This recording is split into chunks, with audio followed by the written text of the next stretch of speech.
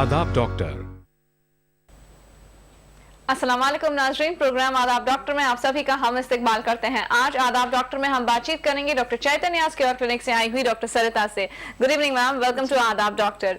नाज़रीन, आज का हमारा उन्वान है कि किस तरह से होम्योपैथी के जरिए हम इनफर्टिलिटी को ठीक कर सकते हैं। हमें कॉल करने के नंबर प्लीज नोट कीजिएगा 0402331338 या फिर 040233133820। डॉक्टर सरिता, इनफर्टिलिटी के बारे में जब भी बातचीत चलती है तो जाहिर सी बात है, सभी जानते हैं बहुत सारी प्रॉब्लम्स फीमेल्स पर पॉइंट आउट की जाती हैं, लेकिन आजकल बहुत लोगों के मेल्स के भी टेस्ट करवाए जाते हैं। तो हम शुरुआत करते हैं मेल इनफर्टिलिटी के साथ। मेल इनफर्टिलिटी एग्जैक्टली क्या होती है? जनरली मेल इनफर्टिलिटी यानी अगर प्रेगनेंसी नहीं आ रहे तो मेल्स के तरफ से कोई भी प्रॉब्लम अगर रहा तो यानी उनके तरफ से प्रॉब्लम रहने की वजह से अगर प्रेगनेंसी नहीं आ रही है तो मेल इनफर्टिलिटी कह सकते हैं। मेल्स में जनरली प्रेगनेंसी आने के लिए 60 millions count with 50% active motility, बिना कोई इन्फेक्शंस, विदाउट एनी मोटिलिटी में कोई डिक्रीज होना कुछ भी नहीं रहना चाहिए। यानी काउंट में कुछ भी अगर कमी है, मोटिलिटी में अगर कुछ भी कमी है तो मेल्स के तरफ से पॉजिटिव फैक्टर्स हो सकते हैं। लेकिन देखा गया तो थोड़े लोगों में क्या होगा, काउंट भी नॉर्मल होगी, मोटिलिटी भी ठीक तरीके से होगा, फिर भी प्रेगनेंसी नहीं आ रही होगी। उनमें स्पर्म हेल्दीनेस नहीं रहने की वजह से भी प्रेगनेंसी नहीं हो सकती। यानी मेल्स के तरफ से काउंट में कुछ भी इम्बैलेंसेस या हार्मोनल इम्बैलेंसेस, यानी मेल्स के भी अगर साइकोलॉजिकल इम्बैलेंसेस अगर कुछ है तो भी उसका एफिनिटी भी काउंट पे हो सकता है। ऑलराइट, तो जैसे आपने मेंशन किया कि कई बार infections are a positive factor, तो ये इन्फेक्शंस जो स्पर्म्स में होती है ये क्यों होती हैं? जनरली इन्फेक्शंस बॉडी में कोई भी अगर अटैक, नॉर्मली अगर बारिश में अगर भीगे तो भी सर्दी सभी को नहीं होगा, थोड़े लोगों को में सर्दी, खांसी या फीवर होने का चांसेस होगा। यानी कोई भी इन्फेक्शन या कोई भी पॉजिटिव फैक्टर्स बॉडी को अगर अटैक कर रहे होंगे, यानी बॉडी में डिफेंसिव मैकेनिज्म उतना हद तक ठीक नहीं है तो ही कोई भी फैक्टर्स इजीली जल्दी इफेक्ट होगा। यानी बॉडी में इम्यूनिटी सिस्टम अगर ठीक तरीके से नहीं काम कर रही है, इम्यून सिस्टम ठीक तरीके से नहीं हो तो कोई भी इन्फेक्शन या कोई भी डिसीज एस्पेक्ट्स बॉडी को अटैक कर सकते हैं। होम्योपैथी में जनरली बॉडी इम्यून सिस्टम को डेवलप करते हैं, जब इम्यून सिस्टम को डेवलप करेंगे ऑटोमेटिकली डिजीज फैक्टर्स भी निकल जाएंगे। ऑलराइट, तो डेफिनेटली होम्योपैथी के जरिए क्या अब कंप्लीट ट्रीटमेंट हो सकती है? राइट। कई बार मेल्स में अगर डायबिटीज हो जाता है तो क्या can this also lead to infertility? जी, यानी जिन लोगों को भी, यानी जिन मेल्स को भी डायबिटीज है उन सभी लोगों को इनफर्टिलिटी प्रॉब्लम होगा या वो रहने की वजह से काउंट में कुछ डिक्रीज होगा, ये तो नहीं बोल सकते, लेकिन डेफिनेटली बॉडी में यानी कोई भी सिस्टमिक में कुछ भी डिफिकल्टी, अगर कुछ भी डिजीज एस्पेक्ट्स है तो उसका affinity other part of the body में भी हो सकती है। यानी डायबिटीज रहने की वजह से मेल्स में जनरली इन्फेक्शंस भी प्रोन ज्यादा हो सकते हैं और नर्वस डेबिलिटी, यानी उसके वजह से सेक्सुअल वीकनेस या इम्बैलेंसेस होके भी healthiness of the sperm decrease होके उसका इफेक्ट काउंट पे होके फिर अल्टीमेटली इनफर्टिलिटी का प्रॉब्लम हो सकती है। Alright, so diabetes can be one of the factors but not always. Right, हम जरा से फीमेल इनफर्टिलिटी के बारे में बातचीत करते हैं। जब मेंस्ट्रुअल साइकिल्स एक लड़की में शुरू होते हैं तो क्या प्रिकॉशंस पेरेंट्स को लेने चाहिए इनके लिए? जनरली यानी जब शुरू होते हैं, नॉर्मली रेगुलरली स्टार्ट हर महीने हो रहा है या नहीं हो रहा है, दैट इज डेफिनेटली पेरेंट्स उस एज में तो केयर लेना बहुत जरूरी है। यानी अगर कुछ डिलेड हो रहा है तो उस चीज को पेरेंट्स डेफिनेटली नेग्लेक्ट नहीं करना चाहिए। यानी स्लोली बहुत सारे पेरेंट्स यही गलतफहमी में रहते कि शादी के बाद शायद वो रेगुलर हो जाएगी या सब कुछ नॉर्मल हो जाएगा, वो बिल्कुल नहीं। उस एज में ड्यू टू स्टडी टेंशन, उनमें कुछ टेंशन है, क्या फैक्टर्स उन लोग मतलब किस तरीके से उन लोग लाइफ लीड करे, कुछ प्रॉब्लम्स है क्या, वो देखे उसको अगर पहले ठीक करके फिर भी वो कॉज क्लियर नहीं हुआ तो फिर मेडिकल लेना बहुत जरूरी है, मेडिकल हेल्प की जरूरत हो जाती है। राइट, हमारे सबसे पहले कॉलर रेडी है, आइए देखते हैं ये क्या जानना चाहते हैं। हेलो, आदाब डॉक्टर। हेलो, गुड इवनिंग, कौन बोल रही हैं? जी मैं शाजिया बोल रही हूँ। कहाँ से शाजिया जी? जी मैं चेन्नई से बोल रही हूँ। ओके, बताइए क्या सवाल है आज? जी मेरे को 2 साल हो गए शादी को। ओके। और मेरा एक बच्चा हुआ था, उसकी डेथ हो गई। अच्छा अच्छा जी। अभी 2 साल मुझे शादी के 9 मंथ्स हो गए तो बच्चा हुआ था। अब उसके बाद मैं कंसीव नहीं कर रही हूँ। अच्छा, क्या उम्र है शाजिया जी आपकी? जी, आपकी एज कितनी होगी? जी मेरी एज 22 है। अच्छा, कुछ और आप जानना चाहेंगे मैम? जी, आपको जो प्रेगनेंसी आई थी ना मैडम, वो जो बच्चा आपका मर गया था, वो प्रेगनेंसी जो आई थी वो नेचुरली था या कोई दवाई के जरिए हुआ था? नहीं नहीं, नेचुरली हुई थी। अच्छा, बच्चा यानी पैदा होते ही साथ मर गया, 9 महीने में? जी नहीं, 2 महीने के बाद वो मर गया। एक्चुअली उसको वो बीमार हो गया। तो क्या बीमारी था, कुछ पता है क्या आपको? जी उसको निमोनिया हुआ था। निमोनिया हुआ था, अच्छा अच्छा। जी। आपका माहवारी बिल्कुल ठीक है ना? जी बिल्कुल ठीक है। अब मुझे इस महीने अभी माहवारी नहीं हुआ। अच्छा, फिर आपने प्रेगनेंसी टेस्ट कुछ करवाया क्या? जी अभी प्रेगनेंसी टेस्ट नहीं किया, तो बहुत ज्यादा पेन हो रही है, बैक में पेन हो रही है मुझे। ओके ओके ओके, बिल्कुल हम आपकी मदद करेंगे शाजिया जी, आप देखते रहिएगा आदाब डॉक्टर। तो हमारी सबसे पहली कॉलर शाजिया जी चेन्नई से, 22 इयर्स ऑफ एज, 2 साल हो गए इनकी शादी को। उन्होंने बताया एक बार नेचुरली ये बर्थ दे चुकी हैं, बट अनफॉर्चुनेटली ये बेबी इनके साथ नहीं रहा, निमोनिया की वजह से। इन्होंने बताया रेगुलरली इनके पीरियड्स हो रहे हैं, लेकिन इस महीने कुछ इनको दिक्कत हुई है और इनको काफी दर्द भी हो रहा है, तो क्या करना चाहिए आगे? यानी फिलहाल इस महीने में जो लेट हुआ और दर्द भी हो रहा है, बता रहे थे कि जी। यानी वो दर्द due to PMS, pre menstrual syndromes भी हो सकती है। शायद डेट आज मतलब विद इन अ वीक भी आ सकती है। अगर डेट आपको नहीं आए तो एक बार प्रेगनेंसी टेस्ट तो जरूर करवा लीजिए मैडम। उसके बाद हेल्थीनेस कैसे है वो देखना होगा आपको। और ये जो आपका बच्चा निमोनिया से जो मतलब डेथ हुआ ना, यानी आपके बॉडी में या आपके फैमिली हिस्ट्री के तरफ से वो निमोनिया यानी ट्यूबरकुलर टेंडेंसीज या कोल्ड कंप्लेंट्स जो इजीली प्रोन होने का जो कंडीशंस है, वो कंडीशंस रहने की वजह से ही आपका बच्चा भी मर गया, और वो कंडीशंस आप में रहने की वजह से शायद अभी आपको प्रेगनेंसी भी नहीं आ रही है। यानी अंडरलाइन वो इन्फेक्शंस और वो कॉजेस अगर आपके तरफ से और आपके दोनों के तरफ से अगर क्लियर हुआ तो नेक्स्ट प्रेगनेंसी हेल्दी आने का चांसेस रहेंगे। राइट, तो ये थी सलाह शाजिया जी के लिए, एक डिटेल चेकअप अपना करवा लें ताकि पता चले आगे क्या करना है इनको। राइट, जिस तरह से आप हमें बता रही थी कि मोस्ट इंपॉर्टेंट ये होता है जब साइकिल्स अटेन होती हैं कि रेगुलरली ये साइकिल्स आए।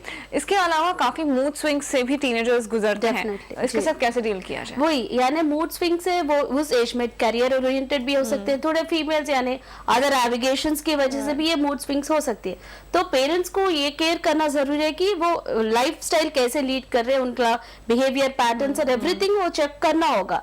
नहीं ये इरेगुलरिटीज या डिस्टर्बेंसेस कोई भी जो भी आ रही है वो डेफिनेटली बॉडी में अनहेल्दी कंडीशंस की वजह से भी नहीं हो सकते, वो जो उन लोग स्ट्रेस और वो कंडीशंस से जो गुजर रहे उसके वजह से भी हो सकती है। सो पेरेंट्स अपने तरफ से अगर वो कंडीशंस को अगर क्लियर कर दिए वो क्लियर कर देंगे तो आगे जाके मेडिकल ट्रीटमेंट्स को कोई जरूरत ही नहीं पड़ेगी। और जो सपोर्ट यानी उस एज में पेरेंट्स का सपोर्ट तो बहुत जरूरी है। तो जितनी प्यार से उनके साथ डील किया जाए उतना ज्यादा बेहतर रहेगा, आई थिंक। राइट, हम आगे बढ़ते हैं। कई बार ऐसा भी होता है जैसे आपने मेंशन किया कि एक पर्टिकुलर एज ग्रुप होती है, ऑलमोस्ट से 11 to 15 इयर्स, जब पीरियड्स अटेन होते हैं पहली बार। अगर इस एज ग्रुप के बाद पीरियड्स होते हैं उससे किस तरह के साथ डील यानी जनरली थोड़े लोगों में डिलेड मेनार्कीज यानी 17-18 इयर्स अपने आप अगर हो गया तो भी that is called as delayed menarche. यानी 17-18 इयर्स के बाद या 15 इयर्स के बाद थोड़े लोग क्या करते हैं, अगर मेनार्की अटेन नहीं हुआ तो दवाई के जरिए उसको लाने का कोशिश करते हैं। Then that is called as primary amenorrhea itself. यानी अपने आप जब पीरियड्स या मेनार्की स्टार्ट नहीं हो रहा है, वो नहीं होने का जो वजह यानी यूट्रस स्मॉल साइज रहने की वजह से, hypoplastic conditions of the uterus या ओवरीज का ग्रोथ ठीक तरीके से नहीं रहने की वजह से भी उस एज में वो पीरियड्स अटेन नहीं होगा। तो वो कंडीशंस क्यों है, उसका किस हद तक मेडिकल ट्रीटमेंट दे सकते वो जरूरी है। अदर वेज ऑफ ट्रीटमेंट में डायरेक्टली हार्मोन सप्लीमेंट्स देके पीरियड्स लाने का कोशिश करते, लेकिन होम्योपैथी ट्रीटमेंट के जरिए उस ऑर्गन्स को एनहांस करके पीरियड्स लाने का कोशिश, यानी 100% तो ट्रीटमेंट नहीं बोल सकते, दैट डिपेंड्स अपॉन यानी उनके फैमिली हिस्ट्री और strongness of the disease factors के ऊपर उन लोग का किस हद तक चांसेस होगा वो बता सकते हैं। राइट, क्या यूट्रस के साइज के छोटे होने से भी पीरियड्स में प्रॉब्लम होती है? डेफिनेटली, यानी यूट्रस इन्वॉल्वमेंट और ओवरीज इन्वॉल्वमेंट और पिट्यूटरी ग्लैंड इन्वॉल्वमेंट, ये तीनों ग्लैंड्स का इन्वॉल्वमेंट पीरियड्स और प्यूबर्टी अटेन होने के लिए, सेकेंडरी सेक्सुअल कैरेक्टर्स डेवलप होने के लिए ये 3 ऑर्गन्स बहुत ही ज्यादा रोल प्ले करते। यूट्रस का साइज अगर छोटा है तो नॉर्मल पीरियड्स टाइम पर अटेन नहीं होगा, high level of the hormones रहेगा। यानी जितना जैसे फीमेल्स में जब मेनार्की स्टॉप होने का जो यानी मेनोपॉजल स्टेजेस में जितना high level of the hormones होगा उतना हाई लेवल यूट्रस स्मॉल रहने की वजह से हो सकती है। देन जनरली नॉर्मली अदर दवाई के जरिए उसको सप्रेस करके टाइम बीइंगली पीरियड्स लाने का कोशिश करते हैं, but that is not at all correct. उससे लाइफ लॉन्ग तो वो नहीं होगा, वो प्रॉब्लम भी क्लियर नहीं होगा, यानी यूट्रस का साइज तो इंक्रीज नहीं होगा। जनरली ये यूट्रस का साइज स्मॉल या ये कंडीशंस कंसंगुइनियस मैरिजेस यानी रिलेटेड मैरिजेस में ज्यादातर का प्रॉब्लम्स हो सकती है। ओके ओके, राइट, तो ये आपने बता दिया कि किस तरह से टीनेजर्स अलग अलग तरह की प्रॉब्लम्स फेस करते हैं। एक और बहुत इंपॉर्टेंट प्रॉब्लम है पॉलीसिस्टिक ओवेरियन डिसीज। स्पेशली आजकल देखा जाता है कि बहुत लोग इसकी वजह से वेट पुट ऑन करते हैं, हार्मोन इम्बैलेंसेस होती है, ये क्यों होता है बताइए? Generally PCOD it's not that major और माइनर कंप्लेंट है, यानी थोड़ा बहुत वही टेंशन्स के वजह से बहुत सारे, यानी टीनेजर्स में भी हो सकती है problem, early newly married couple females में भी ये प्रॉब्लम हो सकती है। यानी हार्मोनल इम्बैलेंसेस के वजह से जो हार्मोन्स एफएसएच, एलएच और द मेन हार्मोन्स जो एग रिलीज होने के लिए चाहिए, वो हार्मोन्स में अगर इम्बैलेंस हुआ तो एग रिलीज ना होके वो छोटे छोटे सिस्ट में फॉर्म हो जाते हैं। यानी होम्योपैथी ट्रीटमेंट के जरिए वो हार्मोन्स जहां से रिलीज होना चाहिए वो ग्लैंड्स क्यों ठीक तरीके से एनहांस नहीं हो रहा, यानी डिजीज एस्पेक्ट्स, फैमिली हिस्ट्रीज या साइकोलॉजिकल फैक्टर्स का इन्वॉल्वमेंट भी होगा।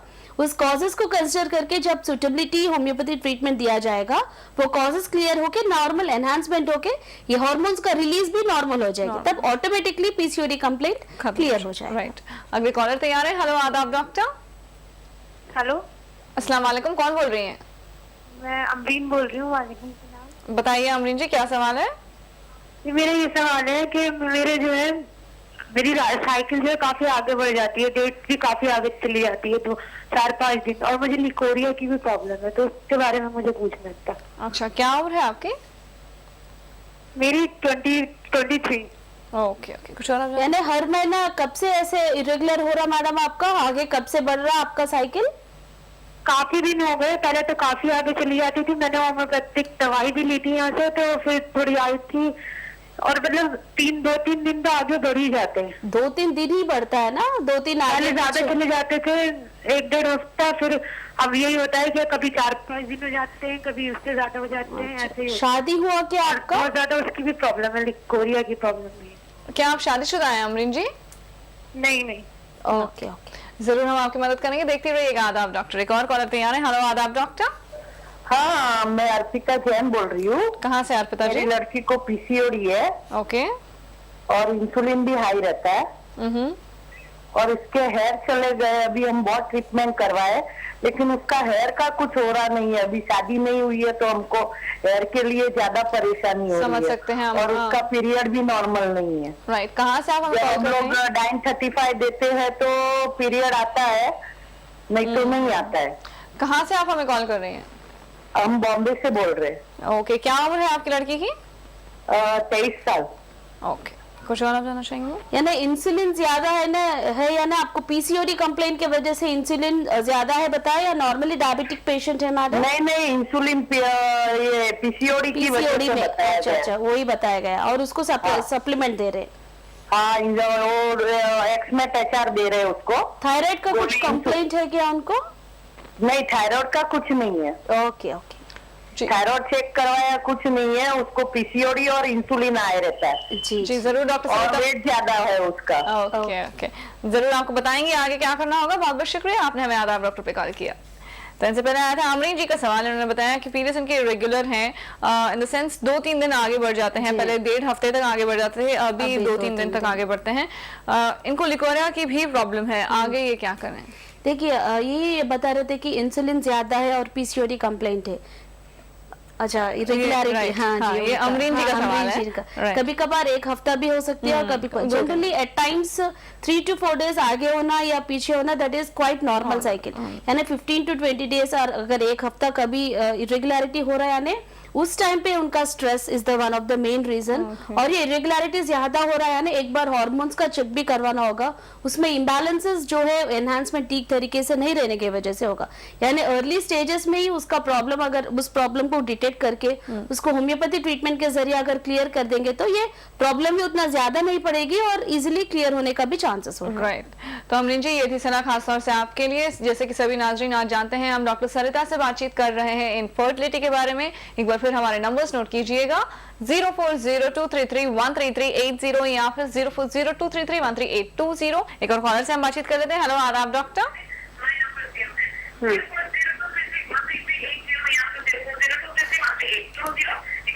मोहतरमा, टीवी की आवाज बंद कर दीजिए। हाँ, बोले जी, कौन बोल रही हैं, कहाँ से? हाँ, मैं गुलबर्गा से रूही बात कर रहा हूँ। Okay. आदाब डॉक्टर। जी हाँ, गुड बताइए। Evening ma'am, good evening. Very good both of you. देखिए, मेरा प्रॉब्लम ये है कि मुझे 3 ईयर से मेंसेस का इरेगुलर है। मेरी एज 41 है, 41 है, और ये हुआ तो रेगुलर होता, नहीं हुआ तो 6 मंथ तक कुछ भी नहीं होता, मैसेज भी नहीं आता, इरेगुलर है। Okay. और उसके बाद आया तो 15 डेज तक कंटिन्यूस, 3-4 डेज कम रहता है, after 4-5 days it will start more Okay, okay. and it will be continuous till 15 days. Okay. Then I have to go to doctor and I have to take treatment. ये ऐसे चलते रह रहा है, ये 3 साल से मेरे को ये प्रॉब्लम फेस कर रही हूँ मैं। इसका क्या है मैडम, बोलिए। मैडम आपके बच्चे हैं? हाँ, मेरे 4 बच्चे हैं, मेरे एक नवासी है माशाल्लाह, क्या और बात मुझे है। 40 और मैं टोबैको में भी कर चुकी हूँ। जी जी बोलिए। हाँ ओके, कुछ और जानना चाहेंगे मैडम से? यानी ये 3 साल से ही बस ऐसे हो रही है, उससे पहले बिल्कुल ठीक ही था आपका महावारी? जी जी जी, बस 3 साल से। ओके ओके ओके, बिल्कुल आपकी हम मदद करेंगे, आप देखते रहिएगा आदाब डॉक्टर। एक और कॉलर से बातचीत कर लेते हैं। हेलो आदाब डॉक्टर। हेलो मैम, मैं उड़ीसा से सोनी शर्मा बोल रही हूँ। मेरे हस्बैंड का सीमेंट काउंट बहुत कम है, 12 मिलियन है। ओके ओके, क्या उम्र है इनकी? इनकी 35। अच्छा अच्छा, कुछ और आप जानना चाहेंगे मैम? यानी आपके शादी होके कितना साल हुआ मैडम? आपने कब चेक करवाई थी सीमेंट काउंट का? मैम मेरी शादी तो हुई आपकी हुई है मई में 3 ईयर, अभी 2.5 साल हो रहा है। मैं पहले ही भी करवाई थी। अभी आयुर्वेदिक मेडिसिन खा रहे हैं, फिर भी इनका काउंट बढ़ नहीं रहा है, वो उतना ही का उतना ही है। ओके ओके ठीक है। जी बिल्कुल आपको बताएंगे आगे क्या करना होगा। Thank you so much for calling us. Break पर जाने से पहले आया था अर्पिता जैन जी का सवाल मुंबई से। ये अपनी लड़की के बारे में जानना चाहती थी। पीसीओडी से ये गुजर रही हैं, 23 साल इनकी उम्र है और पीसीओडी की वजह से इनका इंसुलिन भी हाई रहता है, ये बताती हैं। वजन बढ़ रहा है, पीरियड्स इरेगुलर हैं और मेजरली ये परेशान है क्योंकि इनके बाल बहुत झड़ रहे हैं। जी देखिए, इनका PCOD complaint is the main, यानी ये सभी कॉजेज जो भी वेट जो बढ़ रहा है या इंसुलिन ज्यादा जो इंक्रीज हो रहा है, हेयर फॉल जो भी हो रहा है, उसका मेन रीजन है पीसीओडी कंप्लेंट। यानी पीसीओडी जनरली कब होगा? पॉलिसिस्टिक ओवेरियंस हार्मोनल इम्बैलेंसेस की वजह से होगी। इस कंडीशंस में क्या होगा, जो ओव्यूलेशन ठीक तरीके से 11th डे से 18th डे तक जो ओव्यूलेशन होना चाहिए वो ना होके छोटे छोटे फॉलिकल्स में फॉर्म हो जाते हैं। जनरली पीसीओडी कंडीशंस में अदर वेज ऑफ ट्रीटमेंट में यानी इंसुलिन हार्मोन ज्यादा इंक्रीज होने की वजह से भी ये कंडीशंस होगा। तो इंसुलिन को सप्रेस करने के लिए they will be giving diabetic drugs also for the PCOD patients. So PCOD में हार्मोनल इंबैलेंस की वजह से ये बॉडी वेट इंक्रीज होना, हेयर फॉल होना, तो that is the quite normal symptom. यानी जिन लोग पीसीओडी कंडीशंस को डिटेक्ट नहीं करे तो भी ये सिम्टम्स अगर रहा तो पीसीओडी में भी they are suffering from the PCOD बोल के भी बोल सकते हैं। यानी ये हार्मोनल इंबैलेंस अगर इनका क्लियर हो जाएगा तो ऑटोमेटिकली इंसुलिन लेवल्स भी नॉर्मल हो जाएगी, पीसीओडी कंप्लेंट जो भी है वो भी डिक्रीज हो जाएगा।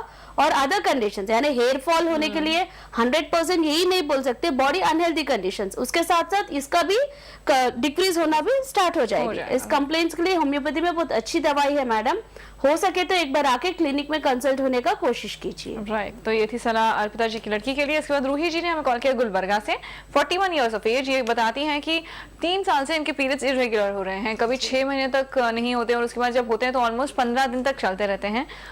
ये काफी परेशान है, किस तरह से इनकी मदद कीजिए? देखिए मैडम, आपको शायद परेशान होने का उतना कोई जरूरत ही नहीं है क्योंकि आपका एज अभी 41 है और बिल्कुल 3 साल से पहले क्वाइट नॉर्मली था आपका साइकिल, अभी इरेगुलर हो रहा है। यानी बहुत सारे लोगों में जैसे ही 39, 38 या 40 इयर्स जैसे ही एंटर हो रहे मेनोपॉजल कंडीशंस आने का चांसेस है। यानी पीरियड्स रुक जाने के टाइम पे थोड़े लोगों में 6 मंथ्स को एक बार या क्वाइट इरेगुलरिटी स्टार्ट होना तो नॉर्मली है। आप कोई दवाई या टेंशन बिल्कुल मत लीजिए, ये मेनोपॉजल कंडीशंस के वजह से ही आप में ऐसे हो रहे हैं। इसको जैसे नेचर को ही बस छोड़ दीजिए, ये स्लोली कंप्लीटली स्टॉप हो जाएगी। राइट, तो ये थी सलाह रूही जी के लिए। एक और कॉलर तैयार है। हेलो आदाब डॉक्टर। हेलो आदाब डॉक्टर। कौन बोल रही है मैडम? जी मैं प्रवीणा बात कर रही हूँ हैदराबाद से। हैदराबाद से, ओके बताइए। जी मेरी मैरिज होते 1.5 ईयर हो गया है जी। जब मैरिज होने के बाद मेरे को 1.5 मंथ तक पीरियड्स नहीं आए। ओके। मैंने चेकअप नहीं कराया, लेकिन उसके बाद हम लोग ट्रैवल के लिए 2 आवर्स के लिए ट्रैवल पे थे तो सडनली जाने के बाद मेरे पीरियड्स आ गए। ओके। उसके बाद मेरे पीरियड्स स्टॉप नहीं हो रहे, मंथली हो रहे कंटिन्यू। क्या कुछ प्रॉब्लम है? डॉक्टर को दिखाना चाहिए। मतलब ये सारा महीना ब्लीडिंग हो रही है आपको? हाँ मंथली हो रही। अच्छा, क्या उम्र है आपकी? जी मेरी उम्र 21 है। कुछ और जानना चाहिए? यानी बस इसी बार ऐसे हो रहा है या हर बार ऐसे इरेगुलरिटीज या प्रोलॉन्ग ब्लीडिंग होते रहता है मैडम आपको? जी मुझे जब मैरिज हुई उसके बाद तो 2 मंथ के लिए पीरियड्स थे मेरे पीरियड्स आने के लिए। अच्छा। जब तक तो नहीं आए पीरियड्स, मैं प्रेगनेंसी चेकअप भी नहीं कराई। अच्छा। उसके बाद जब ब्लीडिंग हो गई उसके बाद तो मेरे को पीरियड्स आए नहीं, मीन्स रेगुलर आते थे। जनरली रेगुलर है, शादी के बाद से ही सडनली ऐसे हुआ? हाँ, शादी के बाद ही हुआ, पर नॉर्मल होती है, मंथली पीरियड आ रही है। Okay okay. नहीं मैडम, जो आप ये बता रही हैं कि सारा महीना ब्लीडिंग हो रही है, ये कब से हो रही है? सारा महीना नहीं, means day to day correctly हो रही है, हाँ। प्रेगनेंसी नहीं आ रही है कुछ। अच्छा, पीरियड्स आपके रेगुलर हैं लेकिन आप कंसीव नहीं कर पा रही हैं। कुछ और आप जानना चाहेंगे मैम? ओके, नहीं बिल्कुल हम आपकी मदद करेंगे। Thank you so much for calling अस। एक और कॉलर तैयार है। हेलो आदाब डॉक्टर। हेलो, गुड इवनिंग, कौन बोल रही हैं? मैम मैं नीतू सिंह बोल रही हूँ दिल्ली से। ओके, बताइए नीतू जी। मैम मेरी शादी के 8 साल हो गए हैं पूरे, और मेरे अभी कोई बेबी नहीं है। तो मैंने ट्रीटमेंट लिया तो उसमें पता चला मेरा हार्मोन बताया डॉक्टर ने कि AMH कम है, इसकी वजह से आप कंसीव नहीं कर पा रही हैं। तो मैम मुझे इसके लिए क्या करना होगा, क्योंकि मैं तो IUI भी 2 बार करा चुकी हूँ और बहुत जितने भी ट्रीटमेंट होते हैं वो सब ले लिया। फिर एक इनफर्टिलिटी के डॉक्टर के पास गई तो उन्होंने AMH टेस्ट कराया तो बोलते हैं आपका AMH कम है, इसके लिए आपको IVF कराना होगा। Okay okay. तो मैम मैं इससे मतलब ये प्लान करने से पहले आपसे बिल्कुल, बहुत अच्छा किया आपने कि हमें यहाँ पे कॉल किया। क्या उम्र होगी नीतू जी आपकी? मेरी एज 32 हो चुकी है और मेरे हस्बैंड का जो है सीमेन भी मतलब वो जांच कराया था तो उनका वो भी कम है, 12 मिलियन है, और जो 10% वो है मोर्टेलिटी। कुछ और जानना चाहिए? आपका हस्बैंड का तो काउंट कम है मैडम, और आपकी तरफ से यानी आपका साइकिल्स बिना कोई मेडिकेशंस रेगुलर है या इरेगुलर है? नहीं, रेगुलर है, पीरियड मेरा रेगुलर है। और कभी कभी ऐसा होता है कि अब कुछ दिनों से बहुत मतलब कम आती है, ब्लीडिंग कम होती है। ब्लीडिंग कम हो रहा है लेकिन बिल्कुल रेगुलर ही है। आपके हस्बैंड का तो काउंट कम है। Okay okay. हाँ जी, डेफिनेटली हम आपकी मदद करेंगे। Thank you so much for calling अस। कुछ देर पहले ओडिशा से सोनी जी ने हमें कॉल किया, 35 इयर्स ऑफ एज, जिनके हस्बैंड की है। इन्होंने प्रॉब्लम अपने हस्बैंड की यहाँ पे बताई है। हस्बैंड की स्पर्म काउंट इज 12 मिलियन और 2.5 साल हो गए इनकी शादी को। आयुर्वेदिक मेडिकेशन भी ये ले रहे हैं लेकिन फिर भी कुछ खास फायदा नहीं है। देखिए मैडम, जनरली ये ओलिगोस्पर्मिया ने काउंट जो 60 मिलियंस रहना चाहिए उससे अगर कम है तो उसको ओलिगोस्पर्मिया बोलते हैं। आपका हस्बैंड का जो भी प्रॉब्लम है उसके लिए हमारा जो डॉक्टर चैतन्य क्यूर क्लिनिक है उसमें मोर देन 80% तक एश्योरेंस भी है। मेनली हमारे क्लिनिक्स में क्या है, ये सेवन एनालिसिस को कंप्यूटराइज्ड माइक्रोस्कोप में देखते काउंट कैसे है उसमें, उसका मोटिलिटी कैसे है, किस टाइप ऑफ इन्फेक्शन है, किस इन्फेक्शन की वजह से उनमें काउंट डिक्रीज हो रहे हैं, वो देख के उसके हिसाब से उनका सूटेबिलिटी होम्योपैथी दवाई दिया जाएगा। वो कॉजेस क्लियर होने के बाद normal development of the count होगी, उससे नेचुरल हेल्दी प्रेगनेंसी भी हो सकती है। एक बार हो सके तो आप drchaitanyas.com का वेबसाइट भी खोल के देख लीजिए मैडम। ये कम काउंट केसेस को हम लोग ट्रीटमेंट देने के बाद वो कॉजेस क्लियर होके नेचुरली हेल्दी प्रेगनेंसीज आए और केसेस मोर देन 80% तक आपको मिलेगी उसमें। राइट, अगले कॉलर तैयार है। हेलो आदाब डॉक्टर। हाँ, मैं नीलोफर मुल्ला बोल रही हूँ मुंबई से। बताइए नीलोफर जी। हाँ, मेरे शादी को 3 साल हो गए और मुझे थायराइड का थोड़ा प्रॉब्लम है। मेरा TSH लेवल 7.710 है। ओके। तो उसके लिए मुझे डॉक्टर ने एक टैबलेट भी दिया है कंटिन्यू रखने के लिए। थायरोनॉर्म है, 25 mg का है वो गोली। तो फिर अगर वो मैं कंटिन्यू रखती हूँ तो फिर मुझे प्रेगनेंसी में इसके अलावा कोई और टैबलेट लेना पड़ेगा? ये कब से ले रही हैं आप दवाई थायराइड के लिए? हेलो, कब से इस दवाई का इस्तेमाल आप कर रही हैं? हाँ, ये दवाई मैं 4 महीने से ले रही हूँ करीबन। Okay okay. क्या उम्र है आपकी? 26। कुछ और आप जानना चाहेंगे? बिल्कुल हम आपकी मदद करेंगे। Thank you so much for calling अस। नाजरीन, आज स्टूडियो में हमारा उन्वान है इनफर्टिलिटी। हमारे नंबर्स यूं हैं 0402331338 या फिर 040233133820। डॉक्टर सरिता, आगे बढ़ते हुए एक और कॉलर से हम बातचीत कर रहे थे। हेलो आदाब डॉक्टर। हेलो जी, अस्सलाम वालेकुम। वालेकुम अस्सलाम जी, मेरा नाम यास्मीन शरीफ है और मैं बेंगलुरु से हूँ। फिर से अपना नाम बताइएगा मैडम। यास्मीन शरीफ। यास्मीन जी, ओके ओके, बताइए। मेरी उम्र है 24 प्लस है। ओके और मेरी शादी हो चुकी है, 2 साल हुआ है। ओके। और मैं 6 टाइम मुझे ना ऑपरेशन हो चुका है ऑटोमेटिक। अच्छा। और ये 7 टाइम मतलब अभी 2 महीने हुआ है। मुझे बाइकार्नेट यूट्रस प्रॉब्लम है। Okay okay. तो इसकी वजह से बहुत बुखार भी आता है और एकदम मतलब मेरा ब्लड लेवल जो हीमोग्लोबिन है 7% है। अच्छा, कुछ और जानना चाहिए? हेलो, आपको जो प्रेगनेंसी हुई थी ना, ये नेचुरली हुआ ना, शादी के इमीडिएटली हाँ। हुआ? नहीं, इससे पहले मुझे पीरियड इरेगुलर था। अच्छा, रेगुलरिटी के लिए आपने दवाई लिए थे? नहीं, कुछ दवाई कुछ नहीं लिया था। ओके, अभी फिलहाल आपका साइकिल्स कैसे हो रहा है मैडम, रेगुलर है क्या? नहीं, अभी मैं प्रेग्नेंट हूँ, 2 महीने हुआ है। ओके ओके, अभी बाइकॉन्वेट यूट्रस है। हाँ, ओके। और डॉक्टर ने बोला है कि हॉर्न लेफ्ट हॉर्न में मतलब नीचे में है। अच्छा, तो मतलब बच्चा होने से पहले, डिलीवरी से पहले कभी भी मतलब अबॉर्शन होने के चांसेस है। Okay okay. तो मुझे क्या करना चाहिए आप बोलेंगे थोड़ा? और मतलब मैं मणिपाल डॉक्टर के पास कंसल्ट कर रही हूँ, ओके फिर भी मुझे ना तबीयत ठीक नहीं है, बुखार आता है और ट्यूमर भी हुआ है अंडर आर्म में ओके। और इचिंग होती है बदन में।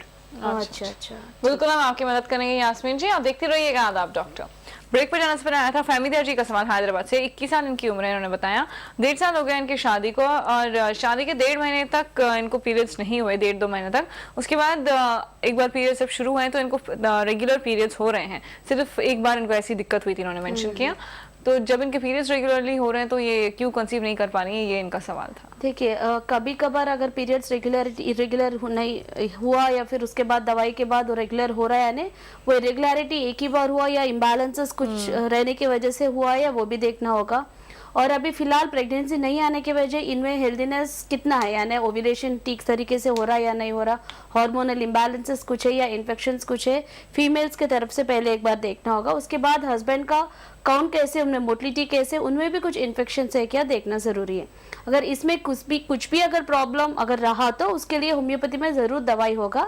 यानी अगर प्रॉब्लम क्लिनिकली डिटेक्ट नहीं हुआ तो भी साइकोलॉजिकल स्ट्रेस और अनहेल्दी कंडीशंस के लिए भी होम्योपैथी में बहुत अच्छी दवाई होगी मैडम। हो सके तो एक बार आके कंसल्ट करने का कोशिश कीजिए, एग्जैक्टली आपका प्रॉब्लम क्या है वो देखने के बाद आपको ट्रीटमेंट देंगे। राइट, तो ये थी सलाह फहमीदा जी के लिए जिन्होंने कॉल किया था हैदराबाद से। इसके बाद नीतू जी ने हमें कॉल किया दिल्ली से, 32 ईयर्स ऑफ एज, जिनकी शादी को 8 साल हो गए हैं। इनका AMH लेवल कम है, इनको बताया गया है, और इसी IUI भी इन्होंने 2 बार करवाया है। पीरियड्स इनके रेगुलरली होते हैं। इनके हस्बैंड के सीमेन काउंट 12 मिलियन है, 10% मोर्टिलिटी है। तो किस तरह से इन दोनों को अपनी ट्रीटमेंट आगे बढ़ानी चाहिए? देखिए, फीमेल के तरफ से AMH यानी एंटी मुलेरियन हार्मोन में जो भी इम्बैलेंस है, उस इम्बैलेंस को भी होम्योपैथी ट्रीटमेंट के जरिए यानी एंटी मुलेरियन हार्मोन को इंक्रीज करने के लिए ये दवाई बोल के तो नहीं होगा। बॉडी कंसिडरेबल कॉन्स्टिट्यूशनल रेमेडी देने के बाद उसका भी डेवलपमेंट नॉर्मल हो जाएगी। और हस्बैंड का जो काउंट कम है उसके लिए तो मोर देन 80% एश्योरेंस तो होम्योपैथी में जरूर है हमारा क्लिनिक्स में। यानी काउंट कम होने का जो भी वजह है, उस वजह को होम्योपैथी ट्रीटमेंट के जरिए क्लियर करते, वो वजह क्लियर होने के बाद नॉर्मली काउंट इंक्रीज होगा, तब जाके हेल्दी यानी कोई IUI या कोई IVF without any this aspects natural healthy pregnancy आने का चांसेस हो सकता है। राइट। इसके बाद मुंबई से नीलोफर जी ने हमें कॉल किया, 26 ईयर्स ऑफ एज, इनकी शादी को 3 साल हो गए हैं। थायराइड से ये गुजर रही हैं और TSH इनका 7.701 है, इन्होंने बताया। 4 महीनों से ये मेडिकेशन ले रही हैं। इनका सवाल आपसे ये था कि अगर ये कंसीव करना चाहती हैं तो और किस तरह की ये दवाइयाँ लें? देखिए, और सब कुछ जो भी दवाई मिल रही है वो सब कुछ लेने का बिल्कुल कोई जरूरत नहीं है मैडम। आप अभी जो दवाई ले रहे हो वो बिल्कुल सप्लीमेंट्री मेडिकेशन ही है, यानी आप में जो भी कंडीशन है उस कंडीशंस को बस सप्रेस करने के लिए आप दवाई ले रहे हैं। यानी आपके ये इम्बैलेंसेस क्यों है, यानी थायराइड एनहांसमेंट क्यों नहीं है, ठीक तरीके से प्रेगनेंसी क्यों नहीं आ रही है, कंडीशंस क्या है, उस कंडीशंस को डिटेक्ट करके आपको होम्योपैथी में सभी प्रॉब्लम्स को एक ही दवाई होगा।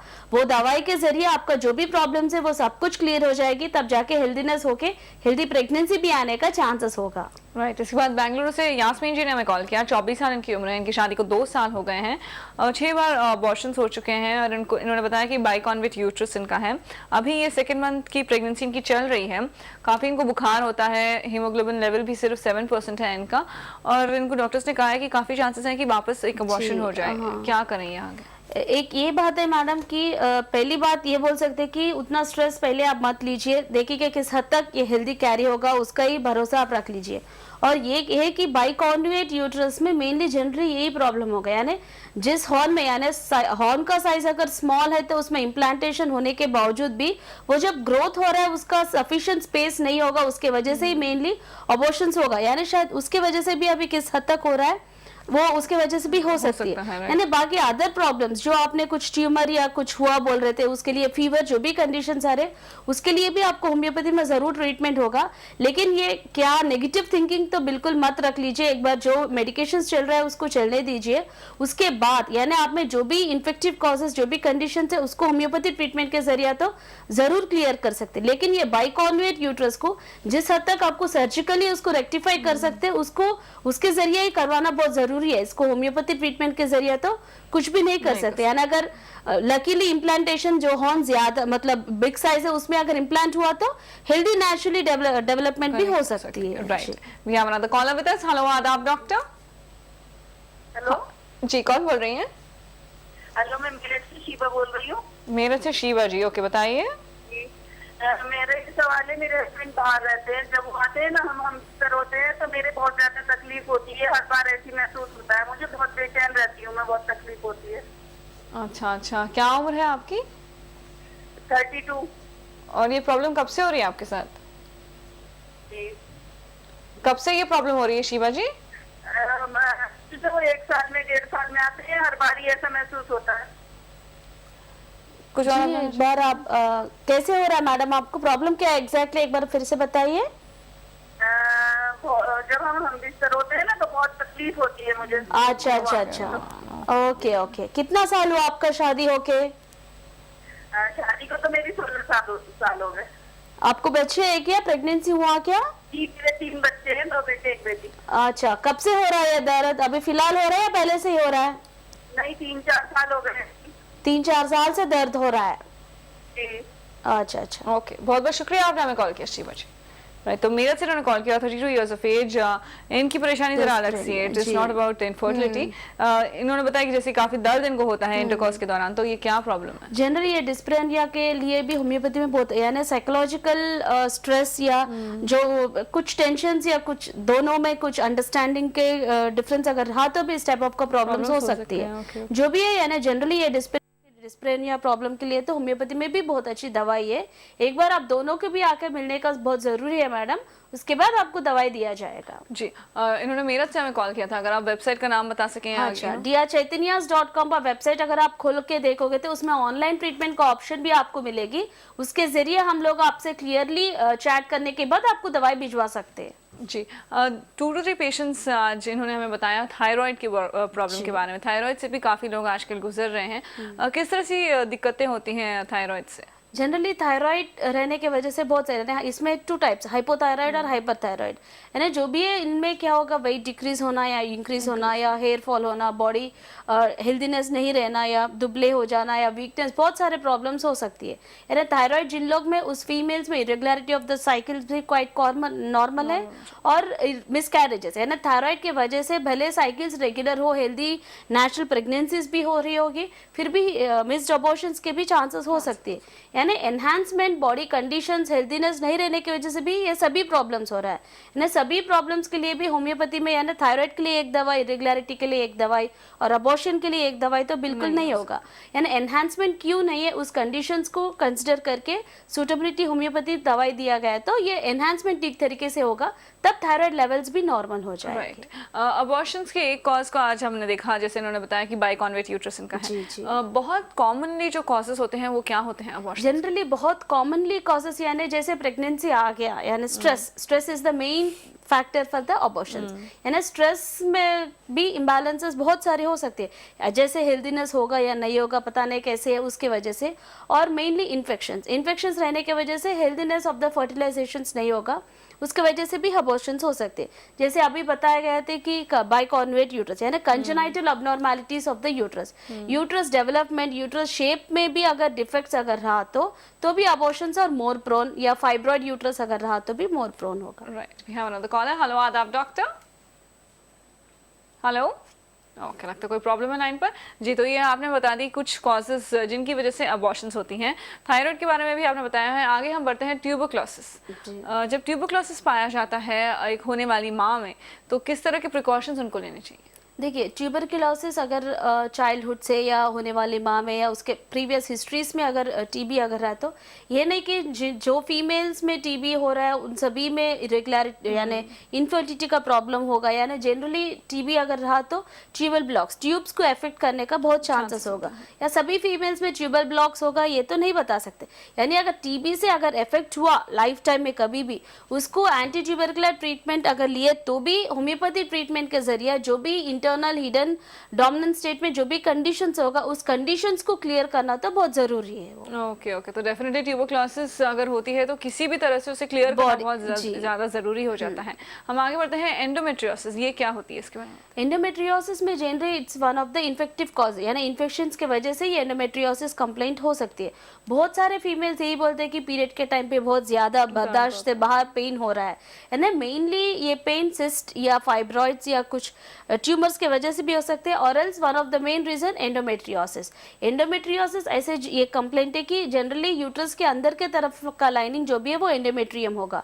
एंडोमेट्रियोसिस जैसे इन्फेक्टिव कॉजेस में क्या होगा, ये अंदर तरफ के में जो भी एंडोमेट्रियम रहना चाहिए उसके साथ साथ बाहर तरफ यानी outer part of the uterus में भी ये एंडोमेट्रियम का शेडिंग होगा। यानी ड्यूरिंग द पीरियड्स ये एंडोमेट्रियम शेडिंग होने के वजह से outer part of the uterus में जो भी एंडोमेट्रियम शेडिंग हो रहा है उसके वजह से वो पेन ज्यादा यानी इंक्रीज होगा। तो एंडोमेट्रियोसिस रहने की वजह से भी ट्यूबल ब्लॉक्स भी हो सकती है, कंप्लीट पेल्विक एडेशंस होके भी कंप्लीटली इनफर्टिलिटी प्रॉब्लम या completely nil aspects for the pregnancy भी हो सकता है। जी, भी हमारा कॉल है। हेलो आदाब डॉक्टर। हेलो हेलो, मैं सना बात कर रही हूँ हैदराबाद से। बताइए सना जी। हाँ, मेरी प्रॉब्लम ये है कि मैंने 2 इयर्स बैक मेरा ऑपरेशन हुआ था, सिस्ट थी मेरी ओवरीज में। ओके, तो तब अब मेरे 2 बच्चे हैं। अब डॉक्टर ने मुझे, अब मैं 3rd बेबी चाह रही हूँ, लेकिन डॉक्टर ने मुझे बोला था कि आपका ऑपरेशन वगैरह की वजह से आपका जो यूट्रस का मुंह है वो बहुत बड़ा हो गया है, तो जब आप कंसीव करेंगी तो 2nd मंथ में आपको स्टिचेस देना पड़ेंगे। अच्छा अच्छा, तो इसके बारे में मैं जानती थी क्या कुछ ऐसा होम्योपैथी में इलाज है। और दूसरा, पीरियड्स इरेगुलर होते हैं, सही नहीं होते हैं और दर्द बहुत होता है। ओके, क्या उम्र है अभी आपकी मैडम? हाँ, उम्र क्या होगी आपकी? मेरी 34। ओके, कुछ और आप जानना चाहिए? यानी 2 भी बच्चे आपका जो हुआ था वो नॉर्मली नेचुरली था ना? दोनों बच्चे नॉर्मल, दोनों नॉर्मल हुए। तब साइकिल्स बिल्कुल रेगुलरली रहता था क्या? हाँ, तब बिल्कुल रेगुलर रहता था, सिर्फ 2 डेज बैक होता था, हर मंथ 2 डेज बैक। जैसे इस मंथ 2 को हुआ, फिर लास्ट मंथ 30 को, फिर इस तरह से होता था। अब 5-6 डेज पहले हो जाता है। और दूसरा, डॉक्टर ने मुझे इसके बारे में पूछना था कि डॉक्टर ने जो बोला था कि आपका ये यूट्रस का मुंह बड़ा हो गया है तो स्टिचेस देना पड़ेंगे और डिलीवरी से 1 मंथ पहले आपको उसको खोलना पड़ेगा। या भी तो फिलहाल क्या आपको कुछ प्रेगनेंसी के लिए ट्राई करने के बावजूद भी आपको प्रेगनेंसी नहीं आ रही है, या अगर प्रेगनेंसी हुआ तो ये प्रॉब्लम हो रहा? मैंने ट्राई नहीं किया है, इसलिए मुझे उसका डर है कि मुझे स्टिचेस आएंगे ना, तो उसका मुझे डर है कैसे स्टिचेस दिए जाएंगे, तो उसके लिए मुझे बात करना थी। ओके ओके, अभी मैंने प्रेगनेंसी के लिए कुछ ट्राई नहीं किया है। ओके, आप बिल्कुल बेफिक्र रहिएगा, डॉक्टर सरिता बताएंगे आगे क्या करना है। एक और कॉलर से बातचीत कर लेते हैं। हेलो आदाब डॉक्टर। वालेकुम सलाम, कौन बोल रही हैं? जी, मैं राना तस्लीम बात कर रही हूँ गुलबर्गा से। गुलबर्गा से कौन? राना तस्लीम। ओके, बताइए। जी, मेरे को मेंसेस का प्रॉब्लम है, पीसीओडी प्रॉब्लम है मेरे को। तो डॉक्टर से ये पता करना था कि ये पीसीओडी प्रॉब्लम सॉल्व होता है या नहीं। ओके ओके, मतलब पीरियड, मतलब देखिए, मैं एक डॉक्टर को बताई थी। हाँ। तो उन्होंने बोले कि आप ऐसा 6 मंथ का कोर्स कीजिए तो आपके मेंसेस रेगुलर हो जाएंगे बोल के बोले। मैं एमबीबीएस इसमें बताई थी, होम्योपैथी में नहीं बताई थी। अच्छा। तो वो उनका 6 महीने का कोर्स की मैं, तो उससे मेरा वेट भी इंक्रीज हो गया। और अब बोलते मेंसेस मेरे को 7 मंथ से नहीं है मेरे को मेंसेस। फिर मैं होम्योपैथी में भी बताई, तो उनके टैबलेट्स अब चल रहे मेरे, तो उससे भी कुछ भी फायदा नहीं दिख रहा। मतलब मेरे को 7, अब देखिए मैं 1 मंथ पहले बताई थी वो डॉक्टर को। जी, क्या उम्र है आपकी तस्लीम? क्या उम्र होगी आपकी? मेरी 19 कंप्लीट है। 19 कुछ और कंप्लीट। यानी ये प्रॉब्लम पहले से आपको ये इरेगुलरिटी का प्रॉब्लम है क्या? जी, अच्छा। और हाँ, स्टार्टिंग से है। ओके ओके जी, थैंक यू सो मच, आपने हमें आदाब डॉक्टर पे कॉल किया। नाज़रीन, आज हम खास तौर से बातचीत कर रहे हैं इनफर्टिलिटी के बारे में। अगर आपको भी चाहिए किसी भी तरह की जानकारी तो आपको सिर्फ इतना करना है कि आप हमें कॉल कीजिएगा इन नंबर्स पर 0402331380 या फिर 0402331380। हम आगे बढ़ते हुए एक और कॉलर से बातचीत कर लेते हैं। हेलो, आदाब डॉक्टर। हेलो डॉक्टर जी, कौन बोल रहे हैं? जी मैं सुनीता बोल रही हूँ सिलीगुड़ी से। ओके, बताइए।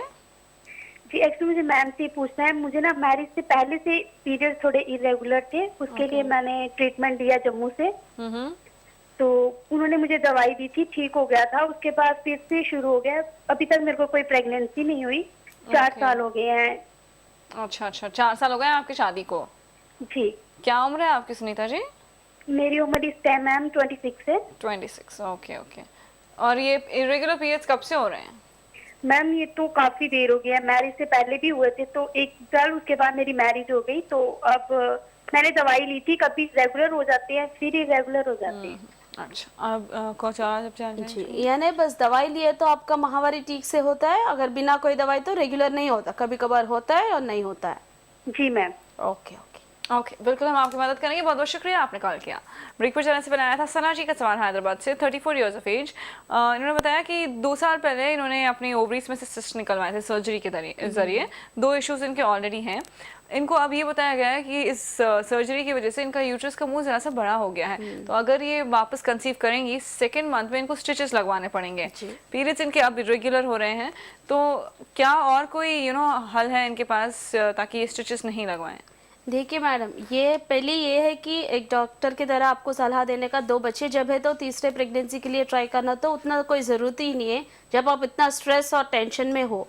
और ये है कि सर्कुलेजर्स जनरली बहुत सारे फीमेल्स में करते हैं, यानी यूट्रस का सर्विक्स का लेंथ अगर शॉर्ट है या सर्विक्स का ओपनिंग अगर ज़्यादा हुआ तो भी उसको स्ट्रेंथन करने के लिए ये सर्कुलेज यानी वो स्टिचेस डालते हैं। जनरली ये मसल स्ट्रेंथ ठीक नहीं रहने की वजह से ये स्टिचेस डालना रहता है। इसको होम्योपैथी ट्रीटमेंट के जरिए यानी वो स्टिचेस नहीं डाल के भी उसको स्ट्रेंथ दे सकते हैं। और बाकी आप ये स्ट्रेस जो आप ले रहे हो उसके वजह से भी शायद ही आप में वो प्रॉब्लम होगा या स्ट्रेस की वजह से वो प्रॉब्लम हो भी सकते। तो यही ये बेहतर है कि आप शायद ही प्रेगनेंसी के लिए ट्राई करोगे तो। ओके, क्योंकि जी। हेलो, आदाब डॉक्टर। हेलो, अस्सलाम वालेकुम। वालेकुम सलाम। कौन बोल रही हैं? मैं आसाम से बोल रही हूँ। मेरा नाम रुचिका परवीन अहमद है। ओके, बताइए। मेरा एज है 32। मैंने अभी तक शादी नहीं की, लेकिन मैं डायबिटिक पेशेंट हूँ। तो मैडम से हमको जानना था डायबिटिक पेशेंट के लिए, मतलब ये हम लोग जो जिस एज में हमें शादी करना चाहिए और करने से भी हम लोग को क्या स्टेप लेना पड़ेगा, क्या प्रॉब्लम आएगा, हमको डिटेल्स से मैम जानना था इसके लिए। राइट, जरूर आपको बताएंगे। कुछ और हम जानना चाहेंगे? जी, आपका एक बस डायबिटिक का ही प्रॉब्लम है ना मैडम, बाकी पीरियड्स में कुछ दिक्कत नहीं है ना, रेगुलर साइकिल सब कुछ ठीक है ना? जी, अभी पहले थोड़ा क्या जब डायबिटीज का लेवल हाई था तो मेरा पीरियड ठीक से नहीं होता था। मतलब कम ब्लीडिंग होता है। अभी भी बस 2 डेज के लिए मेरा होता है। अच्छा। अभी क्या होता है, पीरियड में मेरा बहुत ज्यादा सर दर्द होता है, उल्टी होता है। ये और जी, डायबिटीज कितने साल से है आप में? अभी मेरा 5 इयर्स हो रहा है मैम। ओके। जी, बहुत बहुत शुक्रिया आपने कॉल किया परवीन जी। इनसे पहले आया था हमारे पास तस्लीम जी का सवाल गुलबर्गा से, 19 ईयर्स ऑफ एज। पीसीओडी से ये गुजर रही हैं, पीरियड्स इनके रेगुलर होते हैं और इनफैक्ट 7 महीने से इनको बिल्कुल नहीं हुए हैं पीरियड्स। तो इनका सवाल आपसे ये था कि क्या पीसीओडी कम्प्लीटली ठीक किया जा सकता है? जी, डेफिनेटली होम्योपैथी ट्रीटमेंट के जरिए जो भी इम्बैलेंसेस, जो भी हार्मोन्स इम्बैलेंसेस का प्रॉब्लम है उसको क्लियर कर सकते हैं। मोर देन 80 to 90% तक एश्योरेंस भी दे सकते। ये जो भी पीसीओडी प्रॉब्लम है और 7 to 8 मंथ से आपको पीरियड नहीं आ रहे, यानी इसके वजह पीसीओडी बस वजह के लिए नहीं हो रहा है या उससे ज़्यादा हार्मोनल लेवल्स में कुछ इम्बैलेंसेस है क्या, वो देखना ज़रूरी है मैडम। जो भी आपका ग्लैंड्स में एनहांसमेंट ठीक नहीं रहने की वजह से आप में ये प्रॉब्लम हो रही है, इस कंडीशंस को होम्योपैथी यानी कॉन्स्टिट्यूशनल रेमेडी के जरिए क्लियर कर सकते हैं।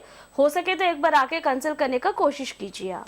राइट, इसके बाद सुनीता जी ने मैं कॉल किया सिलीगुड़ी से, 26 ईयर्स ऑफ एज, 4 साल हो गए इनकी शादी को। इन्होंने बताया कि शादी से पहले इनके पीरियड्स कुछ वक्त के लिए इरेगुलर थे, तो इन्होंने मेडिकेशन ली तो सब कुछ ठीक हो गया, लेकिन अब वापस ये प्रॉब्लम इनके साथ हो रही है, तो इनको क्या करना चाहिए आगे? देखिए, पहले इरेगुलरिटी था, दवाई लिए तो ठीक हो गया, फिर वापस से वो प्रॉब्लम हो रही है, यानी जो भी दवा इन लोग ने लिए, मतलब इन्होंने लिए थे, उसका वो बस सप्लीमेंट्री दवाई है। यानी पीरियड्स आने के लिए जो हार्मोन्स नेसेसरी है, जैसे FSH, LH, prolactin, E2, testosterone hormones आपके बॉडी में क्वाइट इतना रेशियो में रिलीज हुआ तो ही आपको पीरियड्स ठीक तरीके से होगा।